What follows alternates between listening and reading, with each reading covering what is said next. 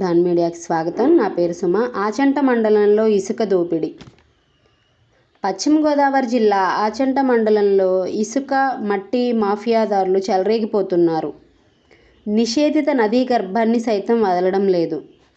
ఆచంట మండలం పెద్దమల్లం గ్రామానికి చెందిన లంకలో 2 నదీపాయల మధ్యలో మాసానమ్మ అమ్మవారి గుడి ఎదురుగా ఏళ్ల తరబడి లంక గ్రామాల గట్లు గోదావరి నదీ ప్రవాహానికి వర్షాకాలంలో విరిగి గోదావరిలో కలిసిపోతున్నాయి.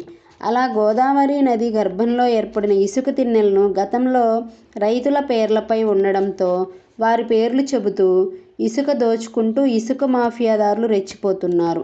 అంబేద్కర్ కోనసీమ జిల్లా పి. గన్నవరానికి చెందిన గిరి, సాయి అనే వ్యక్తులు, రాజమండ్రికి చెందిన కొందరు, ఆచంటకు చెందిన మరికొందరితో కలిసి నదీ గర్భంలో ఉన్న ఇసుక మేటలను 2 పెద్ద మిషన్లతో సుమారు 150 లారీలతో ఇసుక, మట్టిని బయటకు తరలిస్తూ గోదావరి మాత గర్భశోకాన్ని కలిగిస్తున్నారు.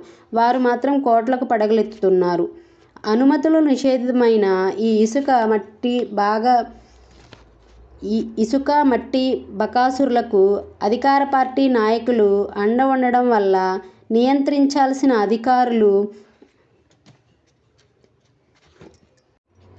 ఈ ఇసుక మట్టి బకాసురులకు అధికార పార్టీ నాయకుల అండ ఉండడం వల్ల నియంత్రించాల్సిన అధికారులే భయపడిపోతున్నారు.